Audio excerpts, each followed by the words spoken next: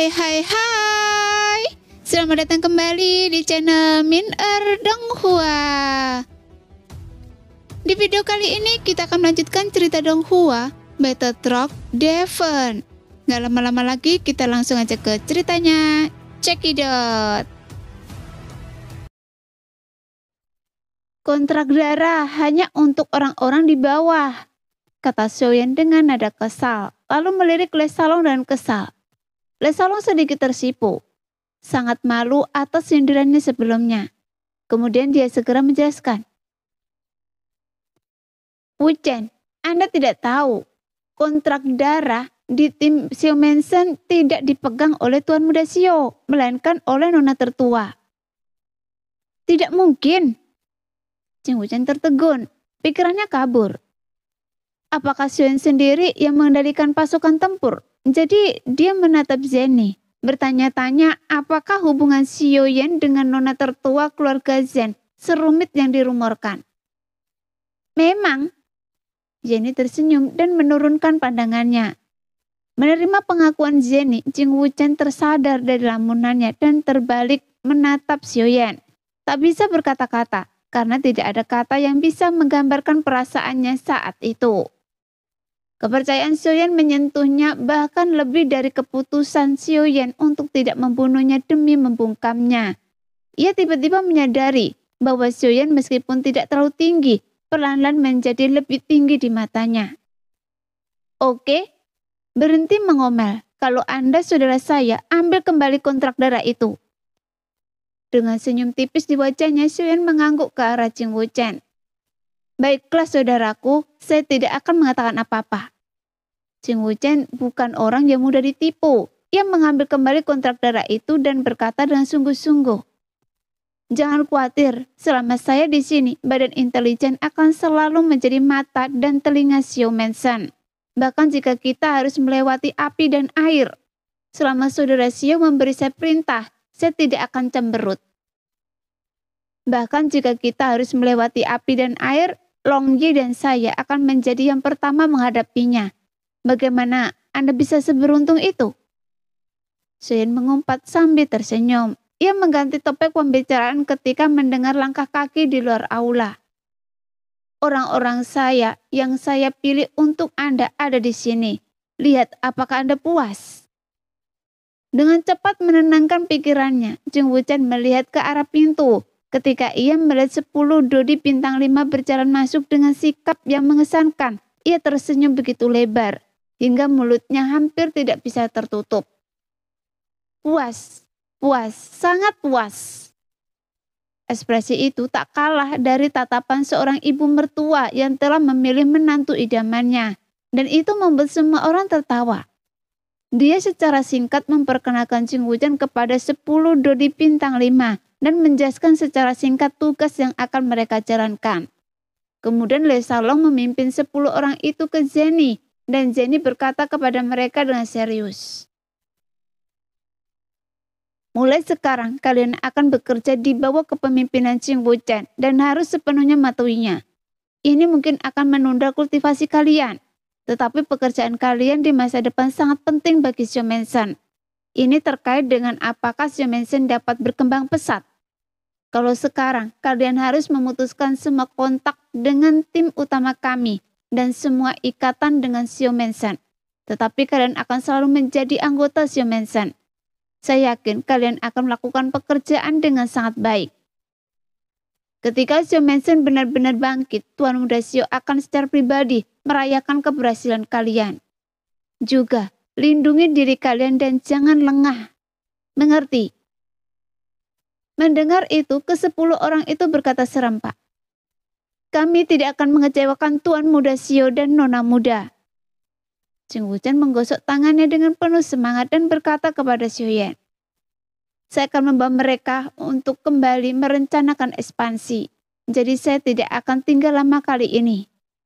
Lain kali kita akan mencari tempat rahasia untuk minum sampai mabuk. Baiklah, kalau begitu panggil Nulong dan Nudun Bume dan minumlah sampai habis. Shen tertawa terbahak-bahak. Ia berdiri dan menyuruh Jing Wu Chen dan 10 anggota tim untuk keluar. Setelah kembali ke aula dan duduk kembali, Sioyan bertanya kepada King Horan, "Saudaraku, mengapa Anda diam saja hari ini?" King Horan tersenyum dan berkata, "Meskipun Ching Wuchen tampak sinis dan sedikit sembrono, dia sebenarnya sangat setia dan dapat dipercaya. Mengapa saya harus bicara lebih banyak? Fakta telah membuktikan bahwa Anda telah menanganinya dengan sangat baik." Mata indah Zeni dipenuhi dengan senyuman. Kaisar Iblis benar sekali. Meskipun terkadang dia tampak sembrono dan tidak terkendali, dia selalu sangat serius dalam hal-hal serius. Saya yakin dia akan menjalankan badan intelijen dengan baik.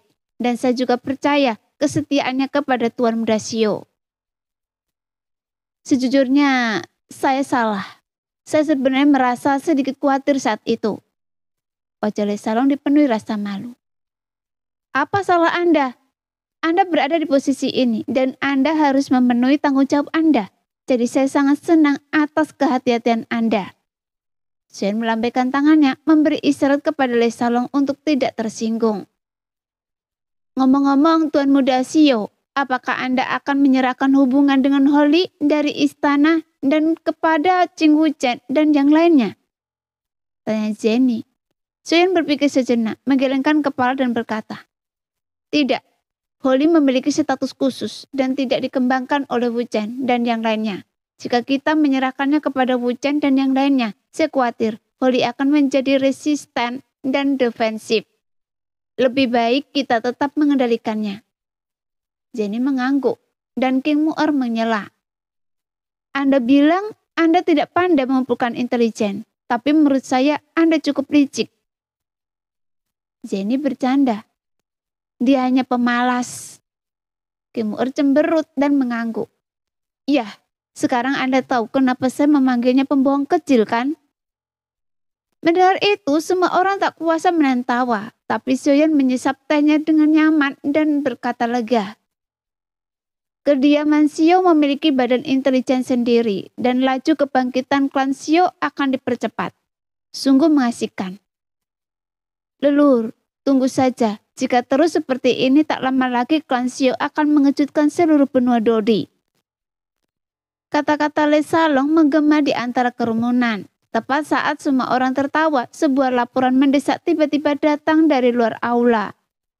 "Lapor, tetua keluarga Zen sedang berkunjung." "Tetua keluarga Zen? Apa yang dilakukan di sini?" Nan Erming, Xiao Zhan, dan yang lainnya saling berpandangan. Wajah mereka penuh kebingungan dan keheranan. Xiao berdiri dan gugup, wajahnya dipenuhi ketakutan. Sioyan tampak sedang memikirkan sesuatu dan cangkir teh seladon yang diambilnya berhenti di bibirnya. Tapi King Horan terkekeh dan berkata, "Jangan gugup, seharusnya itu hal yang baik. Sepertinya memang benar bagi saudara-saudara untuk tidak pergi ke keluarga Zen terakhir kali." Suasana tegang di aula segera mereda. Xiao Zhan tak kuasa menahan diri untuk bertanya dengan penuh semangat, "Jadi, keluarga Zen mengirimkan hadiah besar untuk memenangkan hati kita?" King Horan mengangguk ringan. Semua orang saling memandang dengan gembira dan tersenyum penuh harap. Dan hanya Le Salong yang tidak tertawa. Ia mendesah pelan, "Hadiah ini tidak mudah diterima." Kemudian dia menganalisis dengan tenang. Terima hadiah keluarga Shio sama saja dengan mengakui bahwa mereka akan tetap menjadi keluarga cabang dari keluarga Zen. Jika Anda tidak menerimanya, sama saja dengan mencapik-capik wajah kita di hadapan keluarga Zen. Kita tidak mampu menyinggung kekuatan sekuat keluarga Zen sekarang." Jenny tetap diam, jelas-jelas setuju dengan pendapat Le Salong. Xiaoyo menatap Sioyan dengan cemas dan melihat Sioyan merutkan kening sambil berpikir. Ia segera menatap King Horan untuk meminta bantuan. Berbeda dengan Le Salong, Xiaoyo merasa memiliki rasa terhadap keluarga Zen.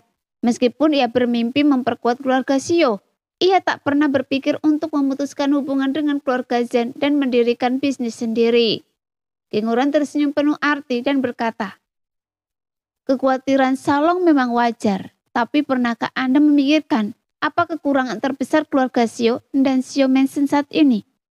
Waktunya untuk berkembang. Memiliki keluarga Zen sebagai pendukung pasti akan lebih banyak keuntungan daripada kerugiannya. Setidaknya itu akan membuat kekuatan-kekuatan tamak itu semakin khawatir dan perkembangan akan lebih lancar. Setelah berkata demikian, ia menatap Jenny dengan penuh arti, lalu mengalihkan pandangannya ke Xiaoyan. Lagi pula, hubungan antara keluarga Xiao dan keluarga Zhen cukup sensitif dan tidak bisa dibicarakan dengan cara biasa. Saudaraku, bagaimana menurut Anda? Lei Salong dan yang lainnya menyadari bahwa Xiaoyan dan klan Xiao tidak hanya harus menghadapi keluarga Zhen, tetapi juga calon ayah mertuanya. Jika Xiaoyan menolak untuk menerima perundangan keluarga Zhen dan mengulurkan tangan perdamaian, serta memisahkan klan Xiao dari ketergantungannya pada keluarga Zhen, hubungan antara klan Xiao dan keluarga Zhen pasti akan memburuk. Hal ini tidak hanya akan sangat merugikan perkembangan Xiao Mansion, tetapi juga akan sangat menyakitkan bagi Jenny yang terjebak di tengah-tengah. Sambil melirik kerumunan, semua menatapnya, menunggu keputusannya, lalu pada Xiaoyu yang ekspresinya dipenuhi rasa getar, dan Jenny yang menundukkan kepalanya dalam diam.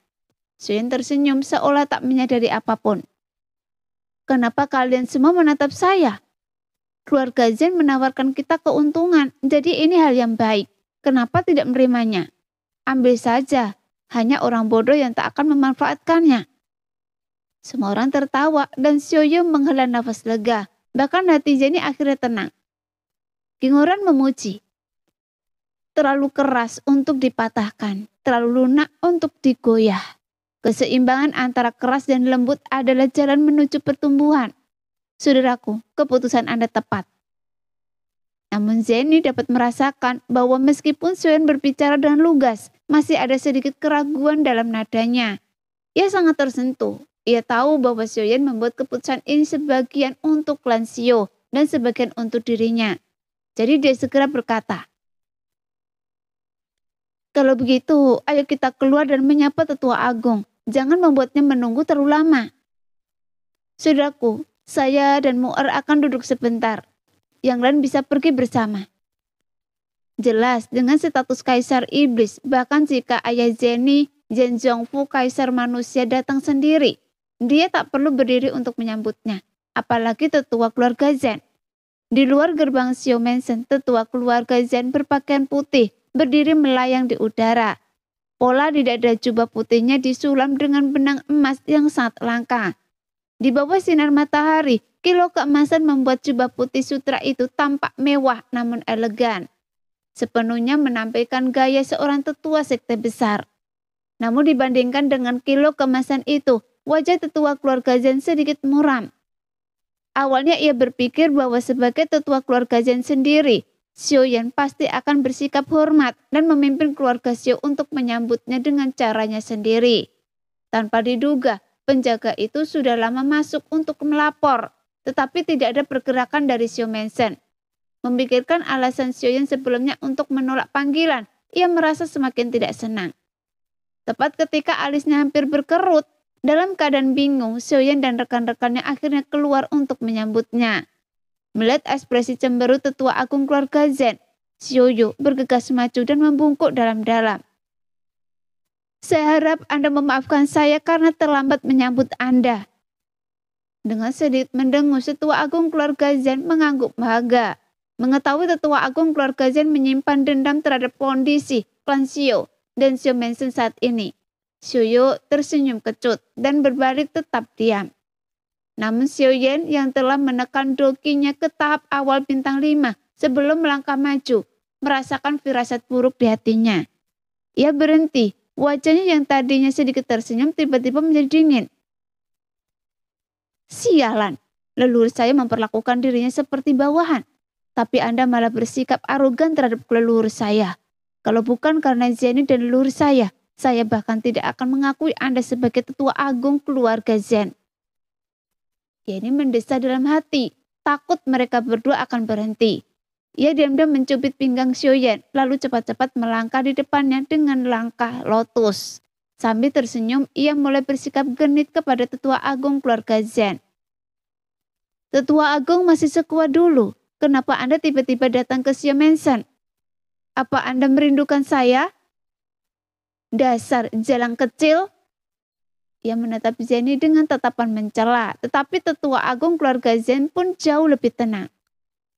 Katakan pada saya, sudah berapa lama sejak terakhir kali Anda kembali ke keluarga Zen, dan Anda masih tertawa? Apa kabar?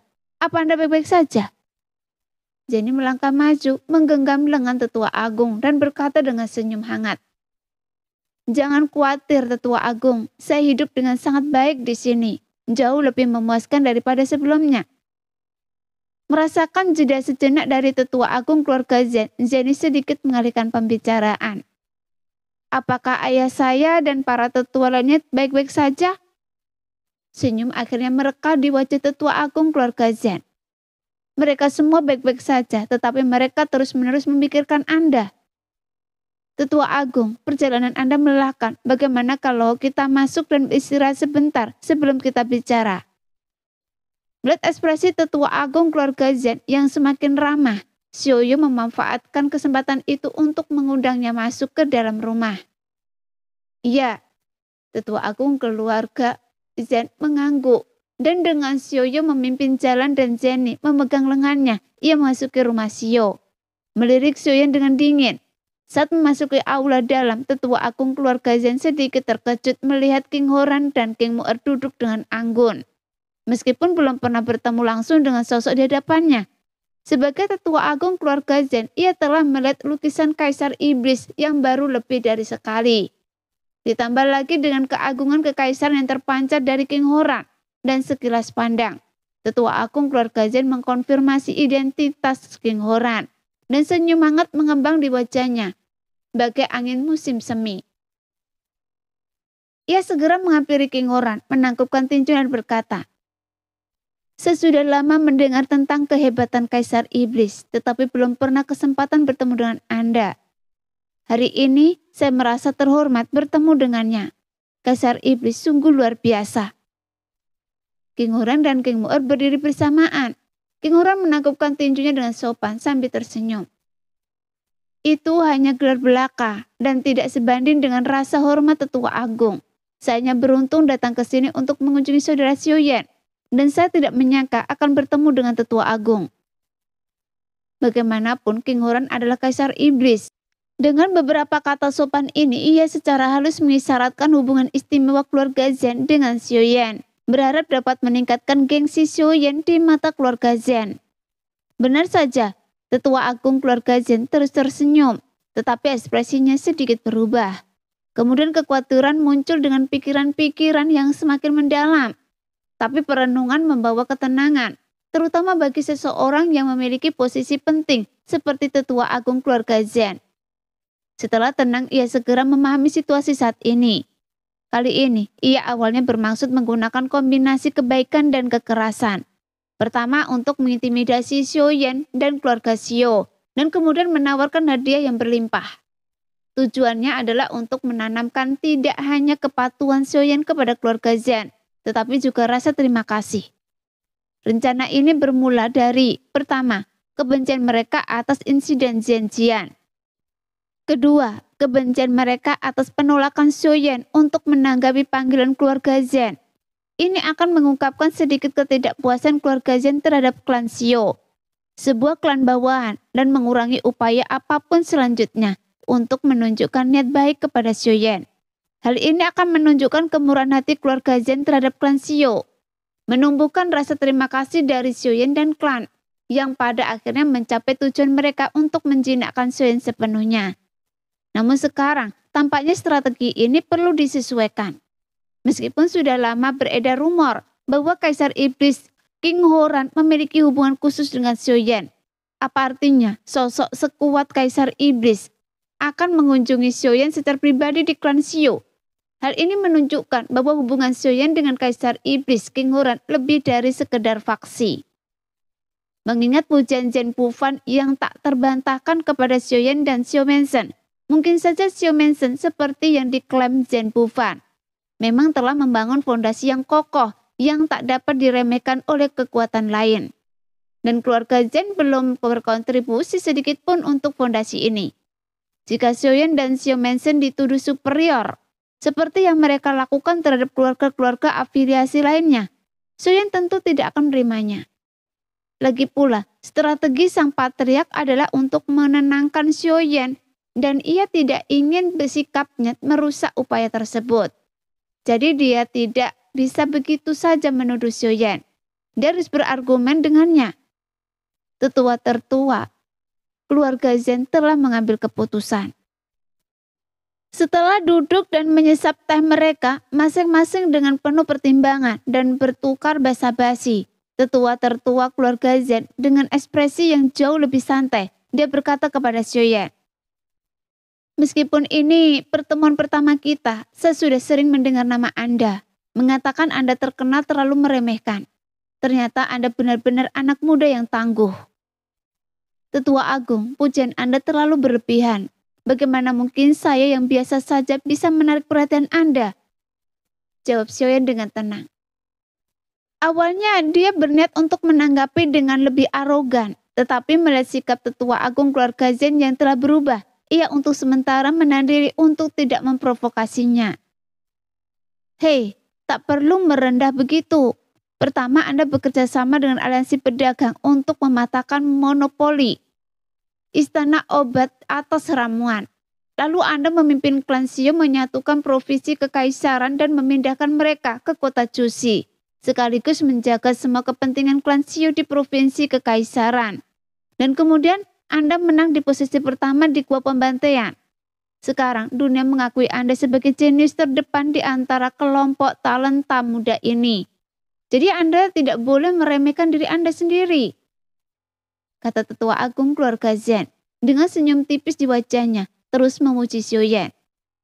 Sikapnya benar-benar berbeda dari sebelumnya, sehingga membuat semua orang bingung. Untuk sesaat mereka bertanya-tanya, apakah Zhen telah membisikkan sesuatu kepada tetua agung keluarga Zhen saat memasuki mansion? Atau apakah kehadiran King Horan telah membuat tetua agung keluarga Zhen menelan harga dirinya? Xiaoyan juga berpikir demikian, jadi dia tidak lengah. "Xiaoyan, jenius nomor 1 di dunia, tak pantas menyandang gelar ini," tetua agung sangat memuji. Tetua agung keluarga Zhen tertawa beberapa kali, lalu tiba-tiba mengganti topik pembicaraan dan bertanya dengan santai, "Apakah Anda sangat sibuk akhir-akhir ini?" Jantung Zhenny dan Xiaoyan berdebar kencang, berpikir bahwa tetua agung memang cukup cakap. Ia pertama-tama mengubah sikapnya agar Xiaoyan tidak terlalu defensif, lalu tidak mengungkit masalah Zhen Qian terlebih dahulu, melainkan bertanya secara tidak langsung tentang kegagalan Xiaoyan memenuhi panggilan beberapa waktu lalu. Jika Xiaoyan memberikan jawaban yang buruk, tetua agung mungkin akan mempermasalahkannya. Lagi pula, masih belum jelas bagaimana sikap keluarga Zhen terhadap Xiaoyan terkait masalah Zhen Qian. Juga tidak jelas apa tujuan tetua agung datang kali ini. Meskipun keluarga Zhen tidak akan serta-merta mengambil tindakan apapun atas kegagalan Xiaoyan memenuhi panggilan, klan Xiao setidaknya secara nominal merupakan klan cabang keluarga Zhen. Bukan tidak mungkin seorang pemimpin klan yang baru diangkat menolak panggilan patriark dan dijadikan alasan untuk menuduhnya tidak menghormati patriark, yang berujung pada penyelidikan lebih lanjut atas masalah yang melibatkan Zhen Qian. Jadi, Zhenny dan Xiaoyo langsung merasa lega. Xiaoyan mengangguk dengan tenang, berkata, "Sejak meninggalkan gua darah pembantaian, saya telah mengasingkan diri untuk mencapai terobosan bintang 5. Karena itu, saya tidak bisa menghadiri pertemuan keluarga Zhen terakhir kali.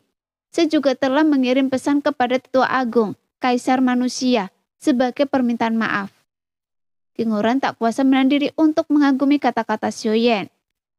Siapa bilang Xiaoyan tidak pandai berkata-kata? Bukankah kata-katanya terucap dengan baik? Menggunakan istilah pertemuan keluarga Zhen, alih-alih panggilan keluarga Zhen, dan menyebut ayah Zhenny sebagai kaisar manusia, alih-alih patriark terdengar sangat tepat. Namun secara tersirat menyampaikan gagasan bahwa klan Xiao belum tentu merupakan klan cabang dari keluarga Zhen. Oh, secercah ketidaksenangan melintas di mata tetua agung klan Zhen. Ia tak bisa menahan diri untuk mendengar makna tersembunyi di balik kata-kata Xiaoyan. Tetapi setelah mengubah strateginya, ia tak ingin terlalu mendalami kata-kata Xiaoyan. Ia datang untuk memenangkan hati Xiaoyan dan Xiao Mansion, bukan untuk memperkeruh konflik. Setelah hening sejenak, ia bertanya perlahan, Jadi Anda sedang menyendiri sebelum saya tiba? Itu tidak benar. Dasar rubah tua. Anda mengunjungi saya tepat setelah saya kembali. Bagaimana mungkin ini kebetulan? Anda jelas menerima informasi bahwa baru saja kembali. Jika Anda menanyakan ini pada saya, apalagi kalau bukan jebakan yang disengaja. Soyen mengumpat dalam hati, lalu mendesak dengan sengaja dan berkata, setelah keluar penyendiri, saya berencana untuk pergi ke klan Zen. Tetapi tiba-tiba ada masalah mendesak di Xiumensen, memaksa Xiuyan untuk bergegas ke klan obat. Dan sekarang tetua agung ada di sini tepat setelah saya kembali. Bila Xiuyan tidak berbohong dan telah mengasingkan diri, tetua keluarga Zen merasa sedikit lega. Tetapi ia masih tidak senang dengan apa yang dikatakan Xiuyan. Ia bertanya-tanya apa yang lebih penting bagi klan Xiu daripada panggilan sang patriark. Ia langsung menunjukkan kekhawatiran dan bertanya dengan penuh minat. Oh, masalah yang mendesak. Ceritakan pada saya, mungkin saya bisa membantu. Xiuyan mencibir dalam hati tetapi wajahnya dipenuhi rasa terima kasih. Tetua agung sangat perhatian, masalah ini telah diselesaikan. Oh, jadi apa sebenarnya? Tetua agung keluarga Zen tampak sangat penasaran. Ngomong-ngomong, saya harus berterima kasih kepada saudara tertua saya atas masalah ini. Agar tetua agung keluarga Zen berhenti bertanya, Xiuyan harus mengungkit Kaisar Iblis. Ia menoleh dan melirik King Horan, sehingga King Horan mengerti dan tersenyum. Untuk apa Anda berterima kasih pada saya? Urusan saudara saya adalah urusan saya. Karena masalah ini sudah berlalu, lebih baik tidak usah dibicarakan. Ini pertama kalinya tetua agung datang ke rumah Xiu. Jangan biarkan masalah ini merusak kesenangan tetua agung. Kemudian dia mengundang tetua agung keluarga Zen untuk minum teh. Ayo, ini teh sutra emas olong yang sulit dibeli dengan banyak uang. Ia mengingatkan Jenny. Jenny, Anda sudah lama tidak kembali menemui ayah Anda kan? Ingat, bawakan teh ini untuk ayah Anda dan tetua agung. Ayah Anda pasti akan menyukainya. Tetua agung keluarga Zen jelas tahu bahwa ia tak bisa lagi melanjutkan masalah ini. Jadi dia terpaksa mengangkat cangkir tehnya dengan kecewa.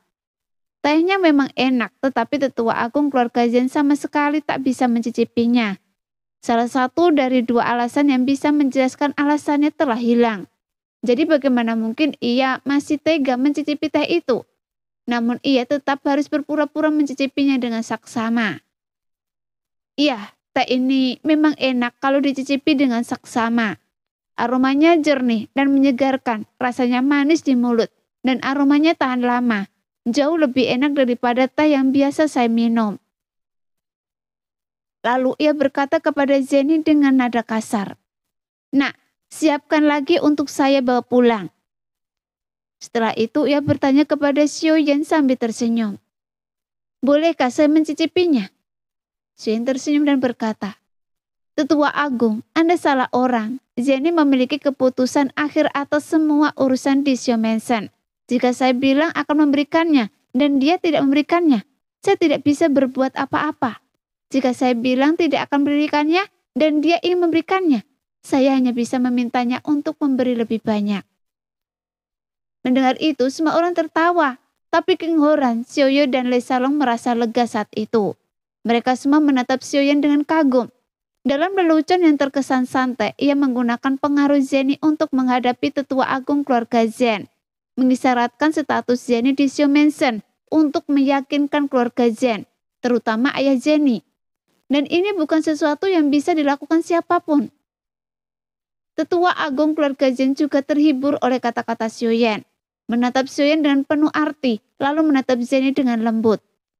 Jenny merasa sedikit malu dengan tawa itu, tetapi ia tersenyum lebar. Berterima kasih kepada Xiuyan.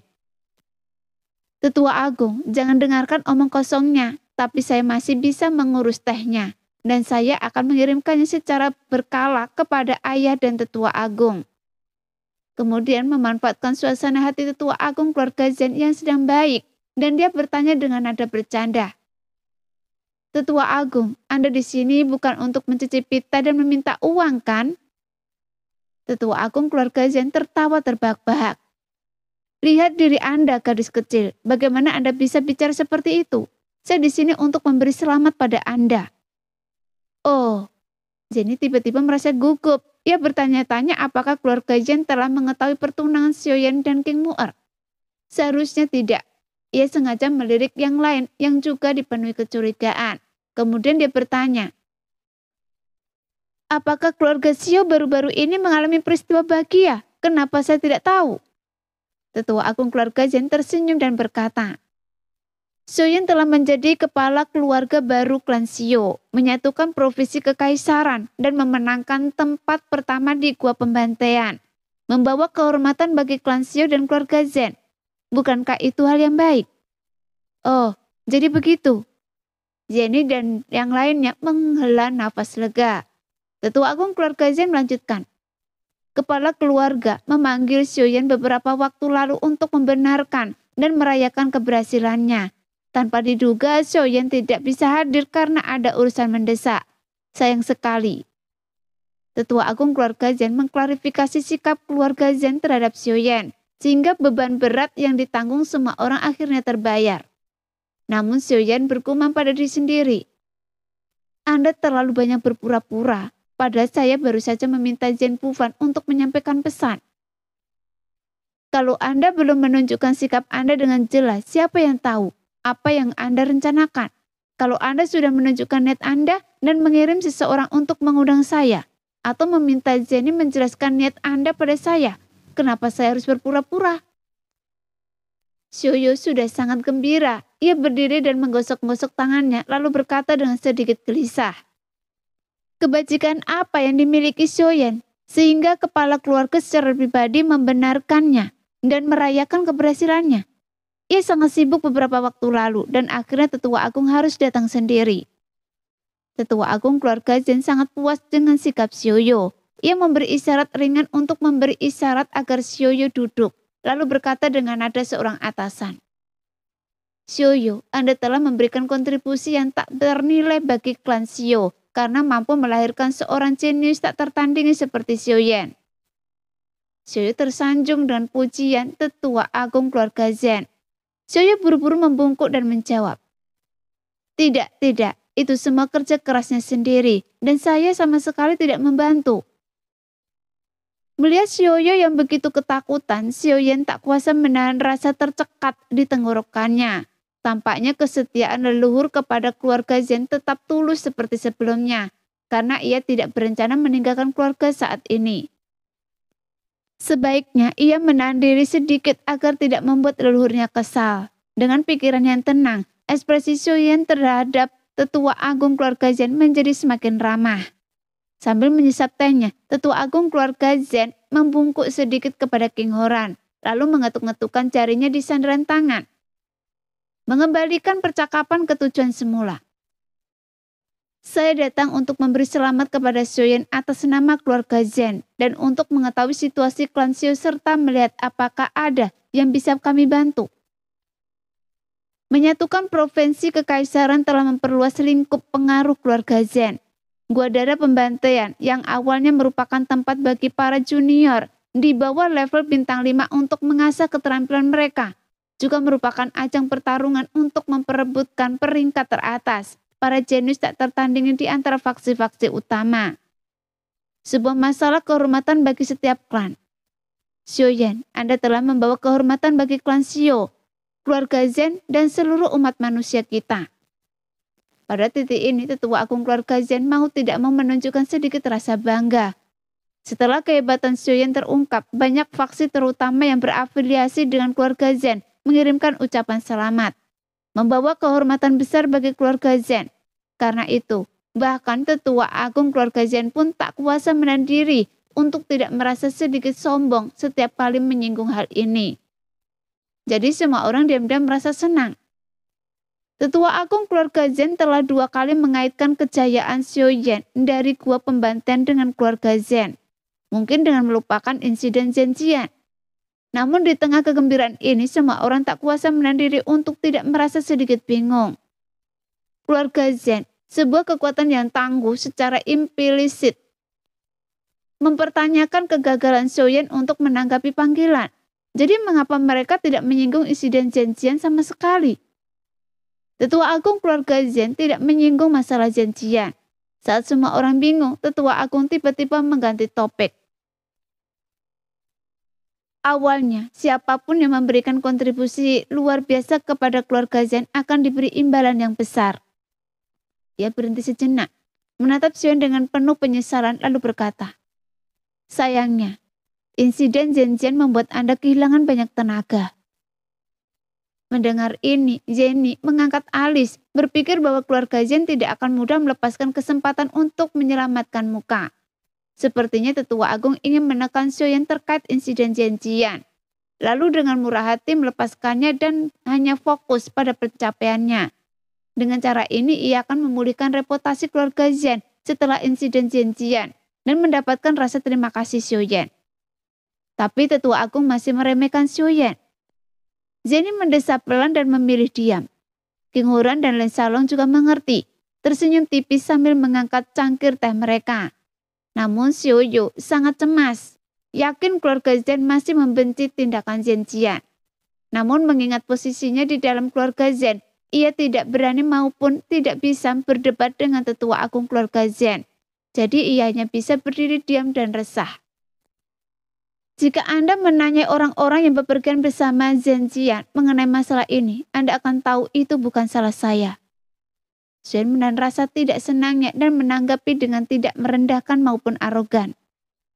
Meskipun benar atau salahnya masalah ini sudah ditentukan, merupakan fakta yang tak terbantahkan bahwa pemecatan Zhen Jian telah mempermalukan keluarga Zhen. Setelah mengantisipasi tanggapan Xiaoyan, Tetua Agung keluarga Zhen menepis agresivitas Zhen Jian dengan satu pernyataan ringan, seolah siap memberikan keputusan akhir tentang masalah tersebut. King Huran meletakkan cangkir tehnya dan sebelum Xiaoyan sempat berbicara, ia berbicara dengan wibawa seorang atasan. Selama Anda menyelidiki secara keseluruhan apa yang terjadi, tidak akan sulit untuk menentukan siapa yang benar dan siapa yang salah.